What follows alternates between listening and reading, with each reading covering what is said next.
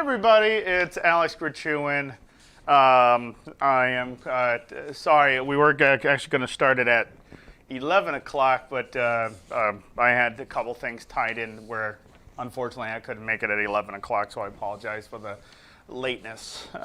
Anyways, on today's sessions, today's topics, we're going to be going over one question is, am I close to the end of my life when my COPD already has me requiring to be on oxygen? And also, I want to go over this question, which is what can be done for ILD patients, as well as does weather affect progress of fibrosis, and how do I cope with shortness of breath? Okay, so let's go over this for this one question where it says, am I close to the end of my life with am I close to the end of my life with COPD that's requiring me to have supplemental oxygen? So first off, no. Okay, let's make it very transparent, very obvious. No, you're not at the end of your life. It's just your body now is requiring oxygen. Okay, but it doesn't mean it's the end of your life. What that means is that your body is actually communicating with you in a different way, basically asking you to, either breathe in deeper or, get more surface area in those lungs. So like, if you really think about it, if I draw up a lung right now, so I'm going to draw up a lung. Okay. We're talking about, remember what the question is. The question is, am I closer to the end of my life when I have COPD and it's also requiring me to be on oxygen? So let's say somebody is breathing shallow. Let's just pretend. Somebody's breathing shallow. Okay, sorry, I don't need to.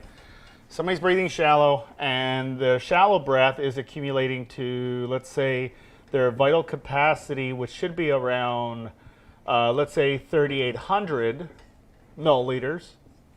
But this person has a vital capacity, or the amount of air that person can breathe in, that's what the vital capacity is. So the vital capacity for this person is only at 500 milliliters, okay? Because the person is breathing shallow. They try to take a deep breath, but the muscles in between the ribs on the lower part of the lungs, these lower intercostal muscles might not be strong enough to open up the lungs, meaning that you take a deep breath, but you don't have the strength to open up the lungs all the way. So it's only contributing to 500 milliliters of air. So the deposition of oxygen going into the blood and vice versa. So let's say that the disease, that the person requires supplemental oxygen, accounts for, let's say, 20% FEV1 / forced vital capacity, meaning the person has 20% lung functions. So the top part of or what we call the apex of the lungs, are only bringing in oxygen at 500 milliliters, but only 20% those lungs are functional, bringing in 4 to 6%. Meaning, like right now, if I breathe in oxygen or I breathe in air, 4 to 6% makes it into my blood. You can look at that as, let's say you see somebody vaping or somebody smoking a cigarette. You see when they smoke a cigarette, the smoke enters their body, and then as soon as the exhale comes out, okay, because only 4 to 6% of that smoke actually made it into the blood. Okay, that's the same thing with air. So it's only 4 to 6%. Whether you do it fast or slow, it's still 4 to 6%. Now, if the lungs were functional at 80%, 4 to 6% would be coming in, and that person wouldn't need any supplemental oxygen, let's say. Okay, but because the lungs are damaged and now they're only 20% functional, so it's not going to be 4 to 6%. It's probably going to be like 1.3% coming in, and because of that deficit, because of that problem, that person needs supplemental oxygen to compensate. So what do we have to do to fix this problem for this person? This patient is breathing shallow. If we can increase volume, let's say they can get to at least 2,500 milliliters on their incentive spirometer, that means that the areas that we have to strengthen up, these areas have to be also contributing, meaning that once I strengthen up these intercostals and that big diaphragm up, I should be able to bring in more air. And if these are not as damaged as the ones on the top, which is true, if the ones in the middle or like 1/3 of a lung, let's say part of it is not damaged through all the exposure of smoke inhalation, pollution, household cleaners, dust, pollen, fungi, whatever you want, you know, then these are obviously 80% functional, meaning if we can make that person breathe more dominantly, breathing in deeper dominantly, then we won't have that problem, meaning that person that's on supplemental oxygen will come off of oxygen. Why is that? Because we increase the surface area of the lungs. Look, it's not rocket science, everybody. If you breathe in shallow, you only get a little bit of oxygen in. If you breathe in deeper, you get more in. Okay? So if these are not, let's say the top ones are not functional as much because according to the pulmonary function test, they're only 20% functional, then we would have to increase our volume to come off oxygen and decrease our work of breathing. Okay? So the question again was, am I close to the end of my life when my COPD is requiring me to be on oxygen? This is one of the most crucial parts of your life. You can either just keep waiting until it gets worse and worse and then you wind up in the hospital, you know, nonstop, or you can do something about it. So doing something about it, if you just want to go into a gym, well, that's not going to work because that's going to work out your legs, maybe your arms, but that's not going to work the inside of your body like intercostal and diaphragmatic muscles. Okay, so when somebody goes into a gym, it's almost pointless in a say. I don't want to say it's completely pointless, but when somebody goes in a gym and they're not working on their respiratory side, you know, they're breathing with the exercise, sure, but they're just constantly breathing shallow. Okay, so their body maybe during the exercise needs, let's say the VQ, that's the how much oxygen is necessarily needed in that body during exercise, called a VQ. So, and we can look at it as an RPE, rate of perceived exertion, but it's best if it's looked at in a different way, meaning like if it's, you know, if somebody's breathing shallow, all we have to do on our end is first increase our surface area in our lungs. Now, in the program, like I said, going into a gym might not be the best thing to do. But going into a program that's certified like us, okay, that has a very high success rate, because if you take, let's say you take 10 facilities around you. Let's pretend that exists, which I'm sure it does not. But let's say you have 10 facilities. You have 10 facilities around you, and then you look at what their outcomes are and what their hospital readmission rates are. Those are the two things you always want to look at. You want to, like when you go into a facility, you want to ask them, it's like, how well are your outcomes? When patients come in, how well do they progress? How well do they do? And can you show me data, you know, or show me evidence, which is data, based off of those? Okay, look at expectations, look at other things. So let's say I go into a facility and I ask them, what are your outcomes? Like, oh, they're really good. Well, that's kind of vague. That doesn't make any sense to me. Very good means what? It's very subjective. I said, can you quantify it? Can you show me a study paper that you've guys done that shows your outcomes? Okay, and let's say a facility does not have that. Well, then it might not be a great facility to go to because they should be doing studies to determine and show their patients of how well they can do the job. Okay? Out of 10 facilities you'll find only one is better than everybody else. Okay? It's always going to be like that. They're never going to be identical. Okay? When you go into a facility, you know, sometimes it can be a hit and miss where you go in and you feel the same way as you go in as you go out. It could be the same type of situation. You don't want that to happen. You know, you don't want to go in and you spent all this time, you took all this time out, and then you go in, you spend 90 days, you know, in an outpatient facility. You spend 90 days inside this facility doing this therapy, and you barely got a lot out of it. That's not something you want. You want to be able to go into a facility or like participate in a program like pulmonary and cardiac rehab and actually benefit from it, where the person first is walking 5 to 10 feet when they first started, and that's all they can do. And after 90 days, then they're up to 1 to 2 to 3 miles. Okay? A lot of people ask me a question also. This question is, Alex, why is it I still get winded when I walk? And I said, well, how far are you walking? 5 miles. I said, okay, so you get a little winded walking 5 miles. I said, before you were getting winded walking less than 100 feet, but now you're getting winded at 5 miles. So being winded is not a disease, first off. Okay, it's how out of breath you feel. We just don't want our Borg scales to go very high, our work of breathing to be very high during an exercise. Like a rate of perceived exertion, let's say a 6 or a 7 or an 8 are very high-end exertion levels. Meaning I'm exercising, like let's say I'm walking, that might be an RPE, a rate of perceived exertion, maybe a 1.2. Okay, which is not going to get me very winded. Sitting down, it might only be a 0.1 or a 0.2. It's not going to take a lot of effort to sit down and relax. If I was going to exercise, let's say I was going to jog, my RPE might go up to 2 to 3. Okay, now if I was going to run, it might go up to 6 to 7. Remember, RPE is subjective. It's how you feel. It's the rate of perceived exertion, right? It's the rate of perceived exertion. So when we start out a therapy plan, on our program, it's individualized. We do the therapies in groups, but the care plan that we do is very strategic.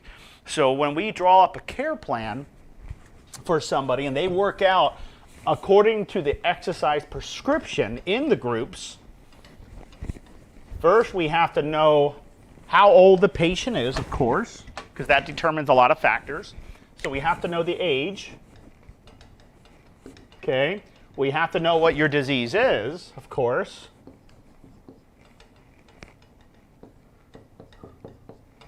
Okay, then we have to know exactly what your maximum heart rate is. What's your maximum volume? I'm talking about lung volume. Okay, so we have age, diagnosis, and history. We have maximum heart rate levels, maximum volume levels. Okay, and let's say now the person has a lot of congestion. Let's say the person, when they first came in, has congestion, so we have to tackle that. The person also is probably not given the right types of medications. The reason why I say that is a lot of these medications require a certain amount of volume in order to meet deposition of that medication and go into the lungs. So if the person breathes too shallow, they might not bring in that medication in to the lungs to make it work. Okay? So now that we have that, let's move. I'm going to move this over a little bit so we can see this a little bit more here. Oh, sorry. Okay. So our light was in a way. Sorry, showing a glare. So let's take somebody who is 85 years old. Let's say 85 years old. Okay. The person is also 5'5". All right. Person has severe COPD and has long-term COVID.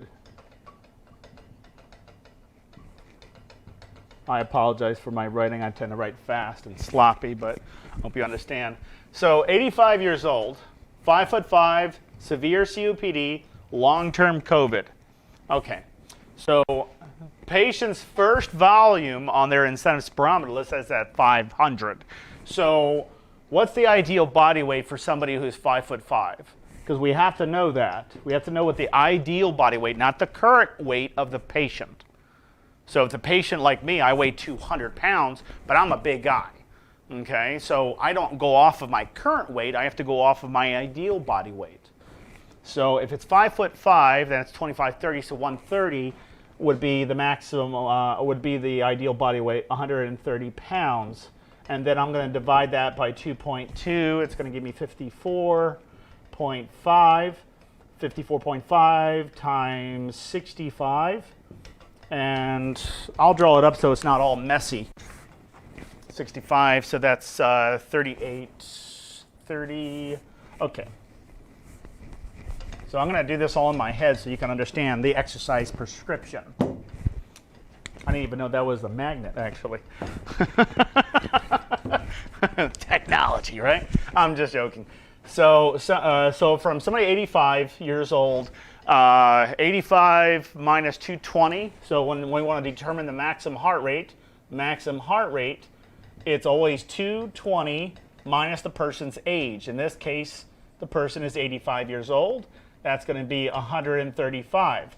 So that means the maximum heart rate for this person in therapy, I'm going to state that, right, to that patient saying, hey, your maximum heart rate is going to be 135. Then the patient sometimes will say, well, Alex, I'm already at like 110. I'm not going to have a lot of wiggle room. I said, I understand. I said, what's going to happen is right now that your heart's working hard to work, because of all the problems. But once I start conditioning myself, my heart rate that stays chronically high, maybe even tachycardic, meaning above 100 beats per minute, will actually eventually come back down a little bit. Okay? So we still have to work out in our heart rate zone. So maximum heart rate 220 minus 85, that's 135. Then I have to multiply that by 0.4 or 40% to 80%. That's my pulse rate range for a patient. So 135 times 0.4 is 54, and this is 107. Okay, so let me take this away now. So my patient that's 5'5", 85 years old, doesn't matter if it's male or female, the person is gonna, the maximum heart rate is 135. So I obviously don't want my patient to work at the maximum heart rate level. I want them to work out at 54 to 107 beats per minute, anytime they work out, okay? Now, when somebody is adding this into a Borg scale, I can do this. Let me say I draw up 0, 1, 2, 3, 4, 5, 6. Okay. Now, what do these numbers entail? Remember, we're talking about exercise prescription right now. Okay. We're individualized in person's therapy. So, what are these numbers here for? Okay. Well, what are those numbers here for? What do you think? Anybody? Okay. So these are actually, this is your Borg scale. Now, a traditional Borg scale goes from 0 to 10. But I don't want you to work out at a 10, 9, or 8, or 7. So that's why it's only 0 to 6. Okay, 6 is our max. So what I'm going to do here is I'm going to draw a line between the 3 and the 4. And just below the 3. This is going to be my rest zone. Meaning I'm not stopping. When I'm biking, I'm exercising, I'm not going to stop. Okay? So resting does not mean stop. Remember that. Now, 4, 5, and 6, these are your target heart rate zones.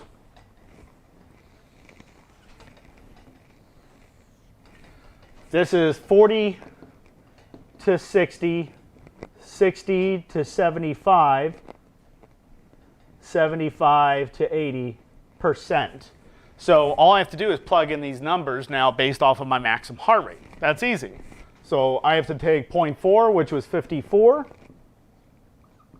And then 135 times 0.6 is 81. Okay, so I'm going to erase this. Now I know my target heart rate zone on a 4 is 54 to 81 beats per minute. Make sure we can see that.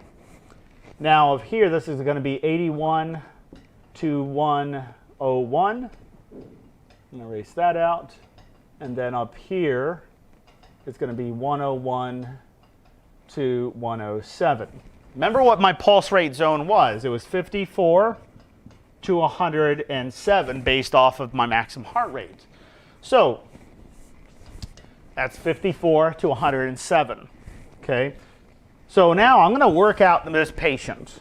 There's also something else I have to look at too.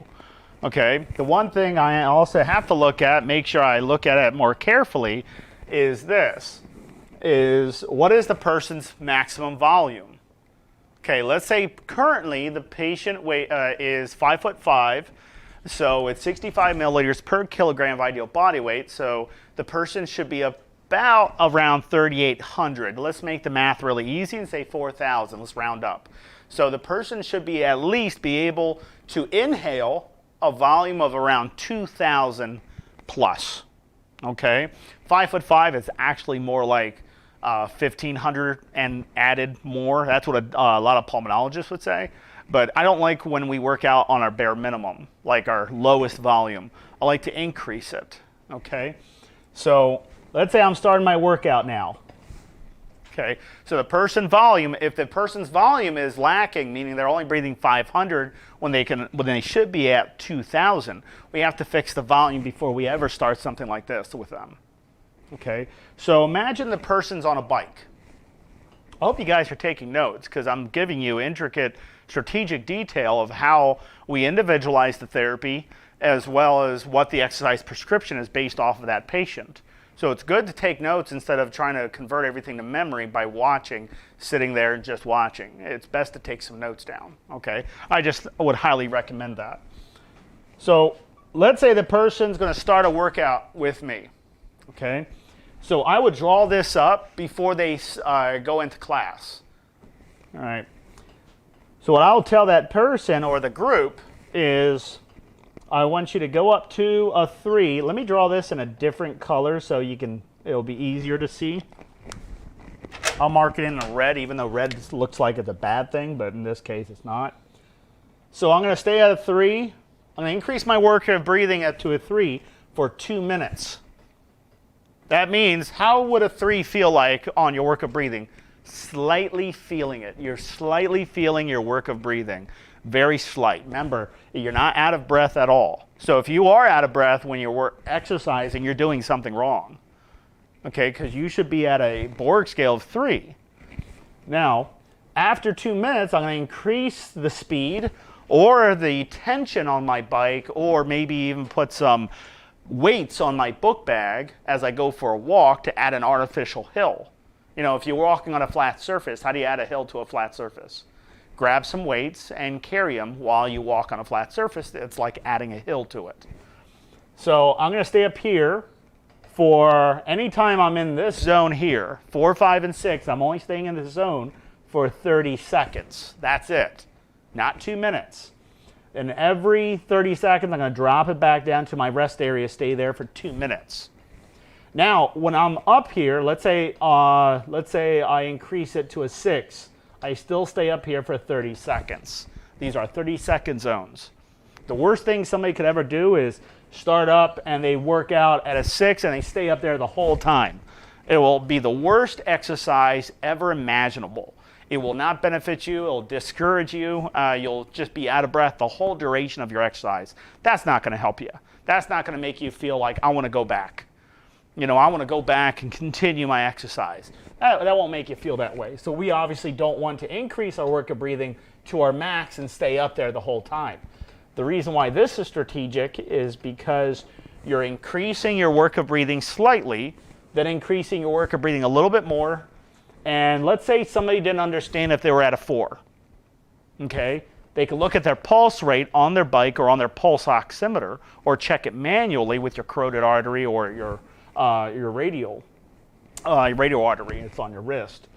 So if they were not sure if they're at a 4, they can just look at their pulse rate. If their pulse rate's at, let's say, 85, that means they're working at a level of a Borg scale of 5 or an RP of a 5 when they should be going down over here. So the person might need to slow down a little bit, probably breathe in deeper, okay? So if they were supposed to be at, let's say they were supposed to be at a 4, but, their heart rate is already at 85, so that's in this zone. They're supposed to be down here. So how do we lower our heart rate down? You can slow down or breathe in deeper. What's causing your heart rate to increase? Your CO2. Okay, your CO2 is causing the heart rate to increase. So I stay up here for 30 seconds. Let's move forward. Drop it back down here for how long? 2 minutes. I repeat this. I keep repeating until my whole duration of my exercise is at least 10 minutes. Every other day, I'll increase the time from 10 minutes and increase it to 11, 12, 13, 14 minutes, 15 minutes, and we slowly perpetuate the time until we go to at least 20 to 25 to possibly even 30 minutes without stopping. So if you do the math in your head, 30 minutes while with an RPE, okay, of a rate of around 4 to a 6 on average, or Borg scale 4 to 6, the person is probably biking for about a little over 2 miles equivalent on walking. So if you bike for 30 minutes at around about 7 miles per hour, which is not very fast on a bike. That's like about this. Like you're pedaling that fast. So if you're pedaling at least that fast, going around 7 to 11 miles per hour, just do the math in your head. But so 7 to 11 miles per hour, and you stick with that for a duration of 30 minutes, you have biked for probably about 15 miles, but equivalent to walking 2 miles. Okay, equivalent to walking 2 miles. All right, so we slowly increase the time. Now, if we find that the person has a lot of, let's say during the exercise, the person's wheezing, then we look at and see what types of medications they're taking, and also if they're managed, if it's just an acute reaction to the exercise. Sometimes when you start exercising, you start wheezing a little bit. That's pretty normal, but that just also means that might be some other complications involved. So we want to look at the medications and make sure there are proper medications there that's managing you, making you prophylactic, like preventative, being preventative, taking the medications. So this is for the maximum heart rate, right? These are the zones. This is a workout zone where I would do, and if you go onto a treadmill in a gym, you'll see a layout kind of similar to this. I know like the iFit treadmills that we have over here, the iFit treadmills, they'll have you working out an RPE around 4 to 6 on average. Okay, we kind of do the same thing. Now, when somebody is not able to walk very far at all and they get out of breath just by standing up, then we're not going to put them on a bike or have them walk yet. We're going to fix up the lungs so that person can breathe easier during therapy. Okay, so we'll fix the lungs first, because the worst thing I've seen in with like physical therapy is somebody that can't breathe very well, that's on high liters of flow of oxygen and gets out of breath very quickly. They start them out on a bike or on a treadmill and they last for like 30 seconds, and then they sit down and they're just out of it. They're just out of it. That's the worst way to doing an exercise. The first thing I would do in pulmonary rehab is if the person can't breathe very well, which usually is pretty common. If the person can't breathe very well, I'm going to focus my attention on the breathing. As a clinician, I'll focus my attention on the breathing first. Having the person sit down, breathe as like pretending they're walking, 1 step inhale, 1 step exhale, and then I'll take a look at volume. I'll make sure the volume looks good. I'll get them tolerating that a little bit, and then I'll call it quits right there. Then we'll move on to another subject. The person will be like, I only worked out for like 30 seconds. I only worked out for like 5 minutes. It's like, yeah, I just want to see what you're able to do first. I want to see what your sats look. I want to see what your blood pressures look like. I want to see what your temperature looks like. I want to see if this agitates you. I want to see everything. I want to make sure after you're done with me, you don't need me again. And the reason why I only start really slow is because now you feel that 30 seconds, that 2 minutes was easy. And then I slowly increase the time. Instead of having the person that can't walk very far, having them try to work out for 30 minutes, that's nearly impossible. That person will just be discouraged. I can't do that. I barely can stand up. Well, then why would you start somebody on a treadmill? That's what irritates me and a lot of clinicians. Why would you start somebody on a treadmill or on a bike when they can't even stand up? That's a horrible way to be, for somebody to do therapy. It's the worst way, Like if I can't breathe and somebody puts me on a treadmill, I'm just going to tell them, look, I'm not going to last very long. That's okay. It's like, no, it's not. That's not okay. I want to work out my zones, so I want to make sure that I know what the person's heart rate is. So if I know what their zones are and their CO2 level starts climbing, okay, and how would I know their CO2 level is climbing? Heart rate. Heart rate climbs, CO2 climbs. Okay, a good way to looking at how high your CO2 is, look at your heart rate. It's a good way of looking at it. Okay, It doesn't mean it's always going to be that, but it's a good way to understand like how high somebody's heart rate is. Like if I have somebody who has COPD or has, maybe they have ILD, they have interstitial lung disease, and they have a high heart rate, I'm going to figure out why do they have a high heart rate. Is it because they're out of shape and, the muscle fatigue is just everywhere, increasing their heart rate dramatically? Okay, well, then I'm going to work out that person slowly. Okay.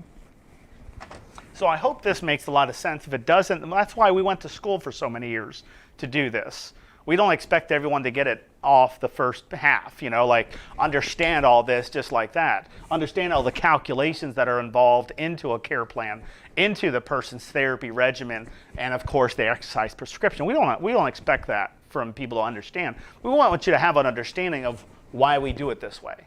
We want you to have understanding of how high should your heart rate be during a walk? How high should your heart rate be during an exercise at any given point of time?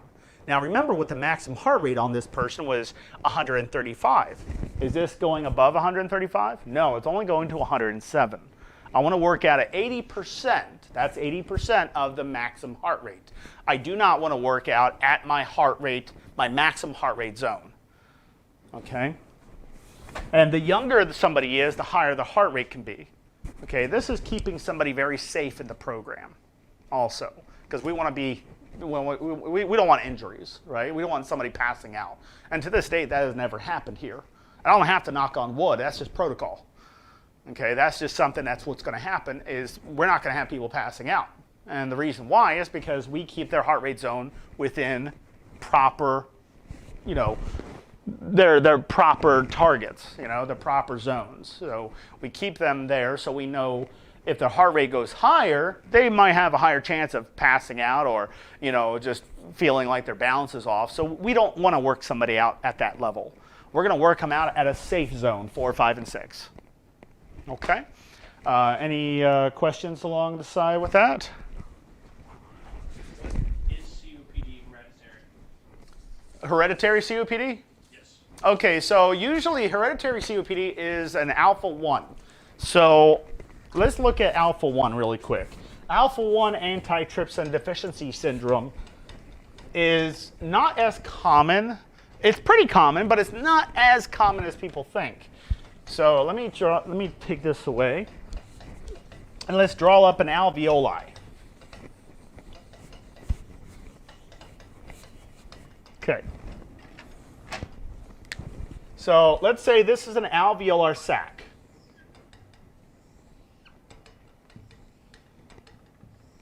Okay, the airway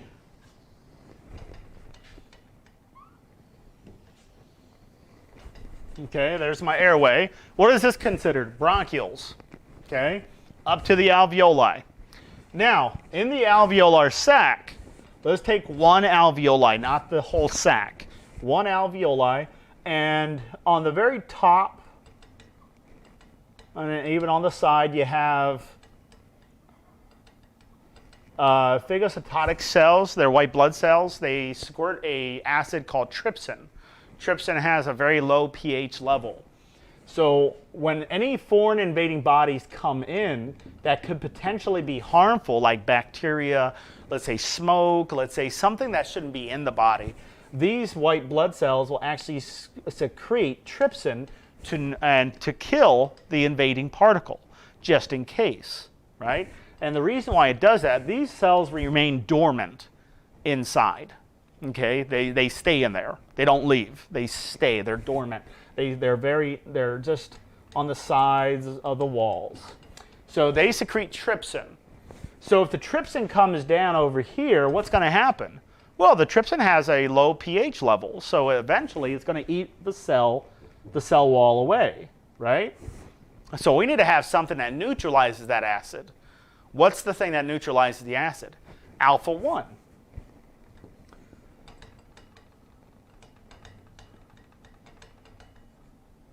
Okay, so you have alphas in there. What their job is to secrete a base.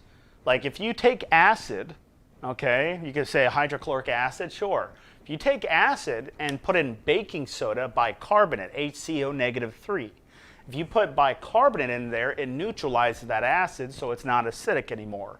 It's base, it's neutral, Okay. So that's what happens in here with the hereditary disease, with alpha-1 antitrypsin deficiency syndrome. You lack the alpha, but you have plenty of the phagocytotic cells, the white blood cells, and that's what they're called, phagocytotic cells. So what will happen eventually is the person now is going to get COPD, not from smoking, not from anything really, just because there's nothing neutralizing the acid. So the person could have severe COPD, like end stage, at age 20 years old. You know, they didn't have to smoke a day in their life. Okay, that was based off of hereditary. That was a hereditary means. Okay, now what is COPD? We understand COPD is 5 types. Remember, it's an umbrella term. You can't say COPD is emphysema. Okay, and you can't say heart disease is cor pulmonale or atrial fib. You know, COPD is an umbrella term. It represents 5 diseases. Heart disease represents a plethora of all sorts of diseases that makes up the heart disease. Okay, like atrial fibrillation, short of breath, you know, symptoms of short of breath, tachycardia, all these other things that happen, right? So what are my 5 types of COPDs? Does anybody know? I have emphysema, cystic fibrosis, bronchiectasis, asthma, and chronic bronchitis. Okay. Now with asthma, it's the later descent of asthma. It's not the beginning start of asthma. So when somebody just, let's say, has asthma, if it's very mild, it probably is not COPD related. But as it gets unmanaged, right, the person is constantly wheezing, the person is constantly going into areas of high pollen or something like that, and they're, you know, just an overreaction. You know, I'm not saying I'm overreacting. I'm saying that's what asthma is. It's an overreaction. Like let's say I'm not sure if I have asthma or not. Okay, I go to a pulmonologist. They'll do a PVD 20, meaning they'll do a provocational dose of 20%, meaning they're going to provocate my lungs, making it wheeze, and they want to see how fast does it go back to being dilated, opening and back up. Okay, if the airway is, let's say after the provocational dose, it keeps constricting, well, that's asthma. It's overreacting. See, let's say I don't have asthma and I started wheezing, that's going to be a little bit of inflammation, but it should dilate right back really quickly, okay, based off of my muscular antagonist. So that's the muscles that are responsible for constricting. That's what I'm talking about. But anyways, so with asthma, instead of it dilating, it just keeps closing. Just keeps closing most of the time. Okay, so that person now has asthma. So with a provocational dose of 20, I will give an albuterol treatment, and I want to see a more than 12% dilation. Okay, if the person can be dilated through that medication by 12%, that medication works. That also means your medication of 12%, that's all your medication should relieve you by. Okay? People expect 100% relief. That is not realistic, ever, with any medication. So like, for instance, if you want a medication that gives you an 80% relief rate, which types of medications are we looking at? We're looking at higher level medications. Well, like, for instance, prednisone. Okay? High relief value of above 80%, but the side effects are a mile long versus albuterol. Okay, 12% relief rate, maybe sometimes higher. Okay, but the side effects, there's only about a few of them. Okay, there's not a ton of them, not like prednisone. Okay, so if somebody wants a higher relief rate, they're going to assume and anticipate they're going to have a lot of side effects. If they want a medication that works, okay, it has to relieve them by some type of percentage. All right, so anyways, so for just understanding with asthma, it's an overreaction, okay? All right, so the alpha-1, I believe do you have any more questions on this? Oh, we have a couple. Yeah, please.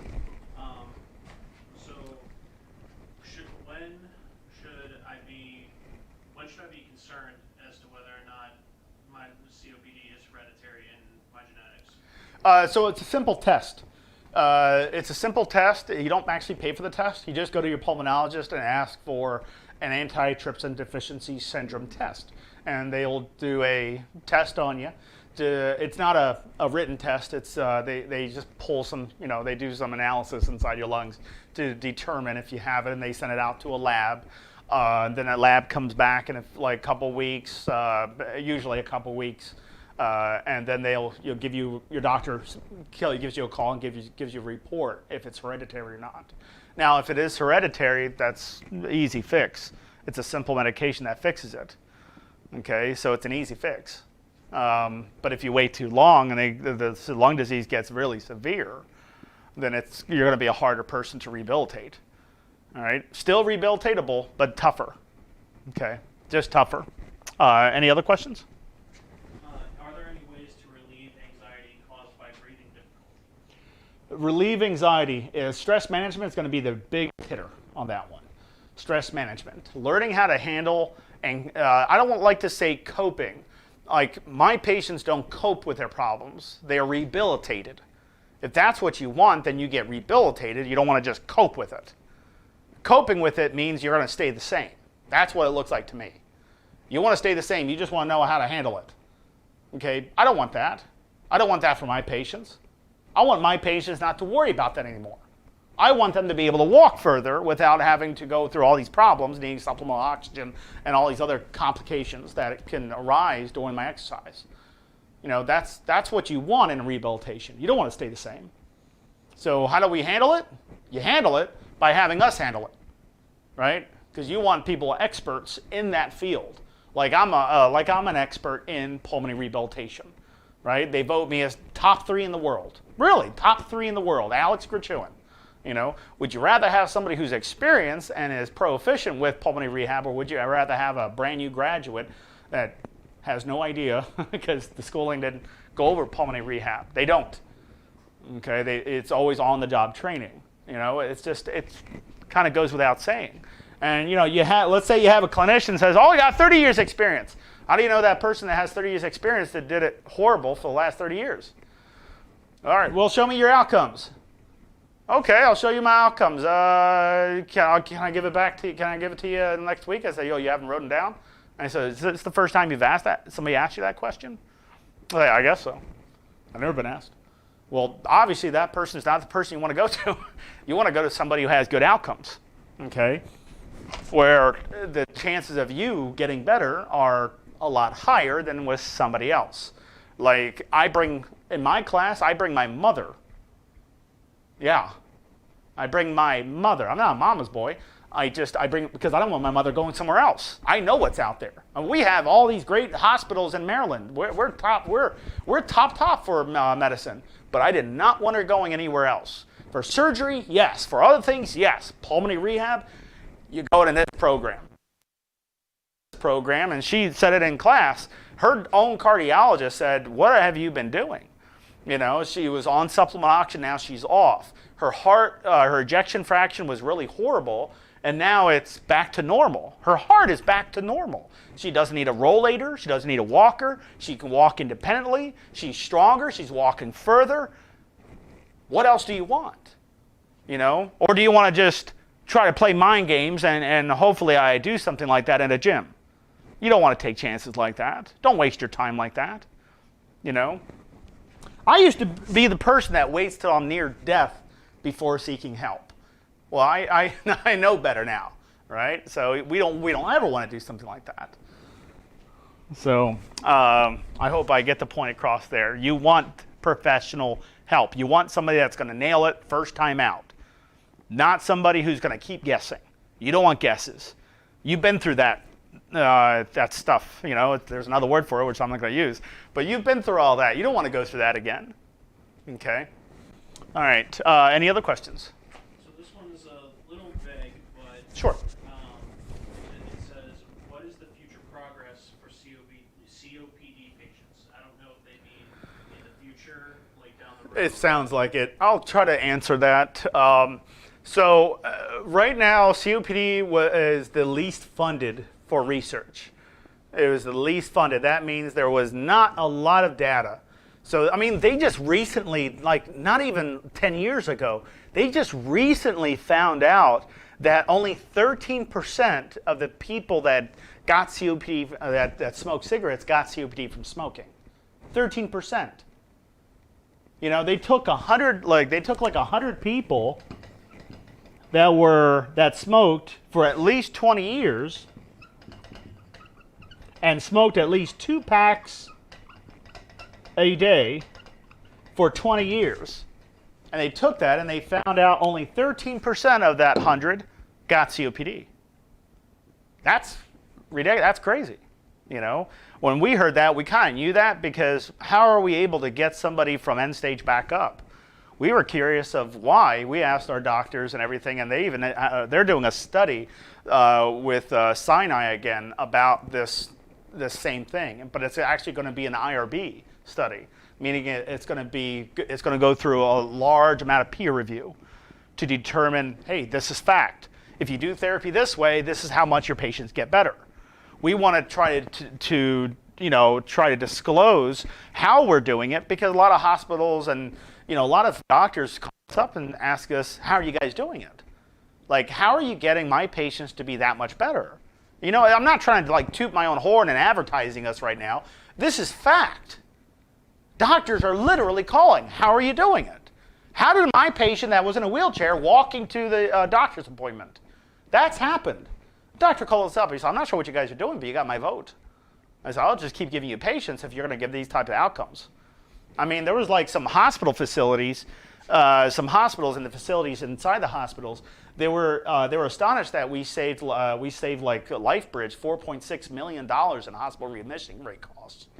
Those doctors were like, woo, we're happy. Hospital readmission rates dropped it down to 2.4%.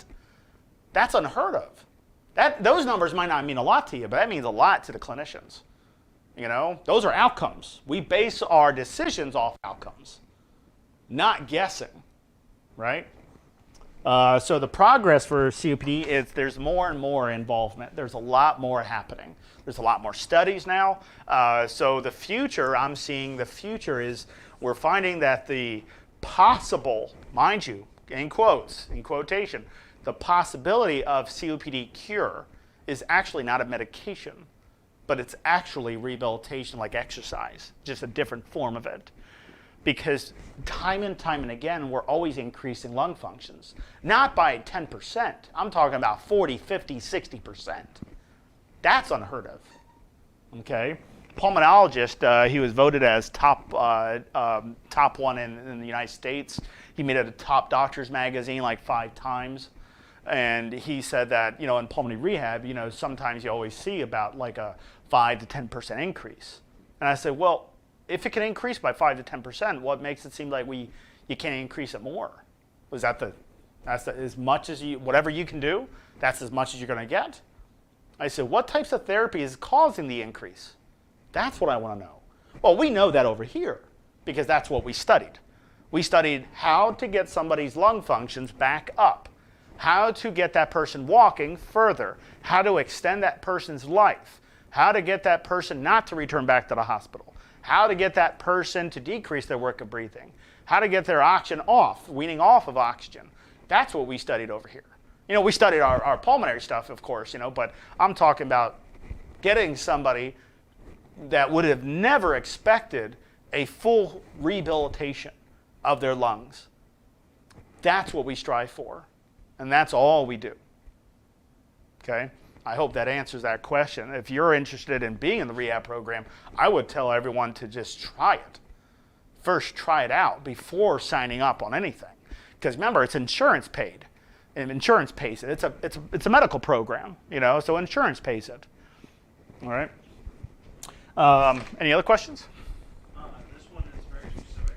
Love it. It says, for the past 7 months, I've been dealing with laryngitis after hospitalization for a COPD exacerbation. Okay. Common or not common for COPD patients to have voice issues? Is it common or not to have voice issues with with your larynx? Yeah, of course. There's obviously going to be some complications with that. You can vocalize the letter G. Speech pathology should have given you a sheet of things that you could do for your vocal cords. So, like for instance, we have some people that have silent aspiration, or they aspirate things, and it's called silent aspiration because they don't even notice it. You know, then you have the people that aspirate when they swallow, not aspirin, aspirate, right? They inhale it accidentally. It went into their lungs instead of going into their esophagus, you know, and into their stomach. So, so basically on the base of the tongue here, so let's say you have, and don't make fun of my artwork. It's going to be, you know, not the greatest. Because, all right, so let's say that's the mouth, and here's the little cheek, and there's, okay. I know it looks like Pac-Man, but just hear me out. Anyways, so there's the tongue. Okay, like on the base of the tongue, let me just make it funnier. Okay, so on the base of the tongue, on the very base, the bottom, right here is what we call the epiglottis, okay? So the epiglottis sits flush, not 100% flush, but it sits flush onto your trachea when you swallow. That indentation right here is called the vallecula, all right? So that's where the base of it, so here's the tongue, let's say, that little gap right here where the epiglottis and the tongue meet, it's called the vallecula, all right? That vallecula, well, sometimes when somebody chews something, it sometimes will sit right there. And as soon as they swallow, that stuff just comes down and accidentally sometimes goes into the trachea. Sometimes, if it's not sitting shut. If it's not sitting shut onto the, so if your epiglottis is not sitting shut, like it's not sealing your airway off as you swallow, then you'll have aspiration. So what we'll do is we'll do vocalization to strengthen up the tourniculate and corniculate. They're part of the vocal cords. Okay, so that's the muscle groups. So those are muscles in there. You just have to find out an exercise to do it. The exercise is actually quite simple. It will sound a little silly, but it is an actually approved medical treatment plan.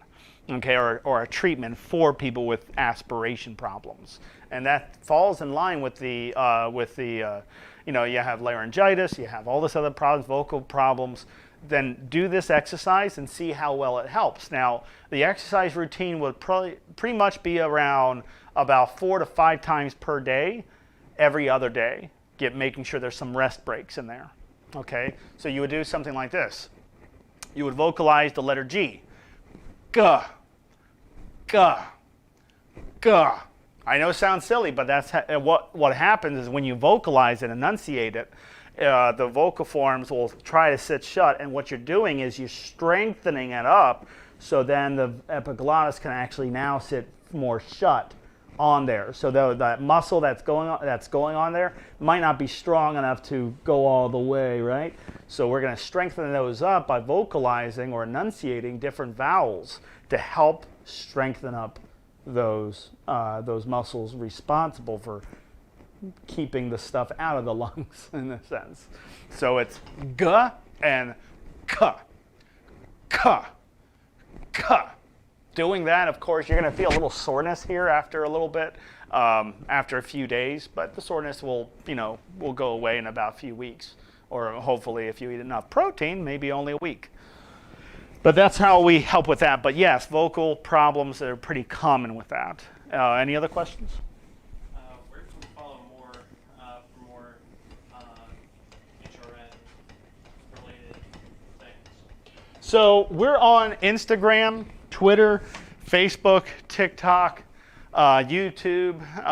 If you follow us on any of those, perfect. All you have to do is just go on a search engine on those platforms. Let's say you go on YouTube, just type in Home Rehab Network and just subscribe.